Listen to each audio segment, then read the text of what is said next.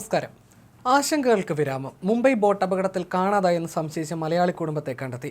പരിക്കേറ്റ ചികിത്സയിലായിരുന്ന 6 വയസ്സുകാരൻ ഏബിൾ മാത്യുവാണ് ഒപ്പമുണ്ടായിരുന്ന മാതാപിതാക്കളെ കാണാനില്ലെന്ന് അറിയിച്ചത്.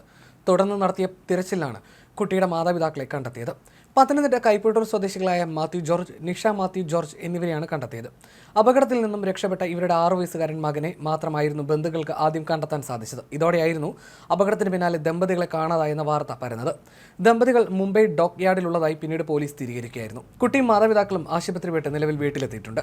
മുംബൈയിലെ JNPT ആശുപത്രിയിലായിരുന്നു കുട്ടി ഉണ്ടായിരുന്നത്. അച്ഛനും അമ്മയും തനിക്കൊപ്പം ഉണ്ടായിരുന്നുവെന്നും അവരെ കാണാനില്ലെന്നുമായിരുന്നു കുട്ടി പറഞ്ഞത്. ഇതോടെയാണ് അന്വേഷണം ഊർജിതമാക്കിയതും തുടർന്ന് സുരക്ഷിതരാണെന്ന് അറിഞ്ഞതും. മാതാപിതാക്കൾ മറ്റൊരു ആശുപത്രിയിലായിരുന്നു ചികിത്സ തേടിയിരുന്നത്. ഇവരുമായി പോലീസ് വീഡിയോ കോളിലൂടെ കുട്ടിയെ കാണിച്ചു. ഇതിനുശേഷമാണ് ബന്ധുക്കളുടെ കൂടെ കുട്ടിയെ വിട്ടയച്ചതും. പത്തനംതിട്ട സ്വദേശികളായ ഇവർ വിനോദസഞ്ചാരത്തിനായിട്ടായിരുന്നു മുംബൈയിലെത്തിയത്. അതേസമയം അപകടത്തിൽ 13 പേരായിരുന്നു മരിച്ചത്. വിനോദസഞ്ചാര കേന്ദ്രമായ എലിഫന്റ് കേവ് ദ്വീപിലേക്ക് പോയ നീൽകമൽ എന്ന ബോട്ടിലേക്ക് നേവിയുടെ സ്പീഡ് ബോട്ട് ഇടിച്ചു കയറുകയായിരുന്നു. 110 യാത്രക്കാരുമായി പോയ കടത്തുബോട്ടാണ് കടലിൽ മുങ്ങിയത്. മരിച്ചവരിൽ ഒരു നാവികസേന ഉദ്യോഗസ്ഥനും ഉൾപ്പെടുന്നു. കടലിലൂടെ വളഞ്ഞു പൊളഞ്ഞു വന്ന 4 പേർ സഞ്ചരിച്ച സ്പീഡ് ബോട്ട് പെട്ടെന്ന് ഫെറിക്ക് നേരെ തിരിഞ്ഞു വന്ന് ഇടിക്കുകയായിരുന്നു. ഇതിന്റെ ദൃശ്യങ്ങളടക്കം പുറത്തു വന്നിട്ടുണ്ട്. നവി മുംബൈയിലെ ഉറാന് സമീപമായിരുന്നു അപകടം.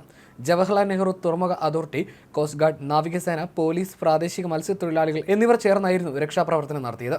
11 നാവിക ബോട്ടുകളും 3 മറൈൻ പോലീസ് ബോട്ടുകളും കോസ്റ്റ് ഗാർഡിന്റെ ബോട്ടും മേഖലയിൽ രക്ഷാപ്രവർത്തനത്തിൽ പങ്കാളികളായിരുന്നു. ഗേറ്റ് വേ ഓഫ് ഇന്ത്യയുടെ കിഴക്കായിട്ടുള്ള എലിഫന്റ് കേവ് ദ്വീപുകളിലേക്ക് പോകാനാണ് ആളുകൾ പൊതുവെ ഫെറി ബോട്ടുകൾ ഉപയോഗിക്കുന്നത്. അപകടത്തിൽ അന്വേഷണവും നടക്കുന്നുണ്ട്.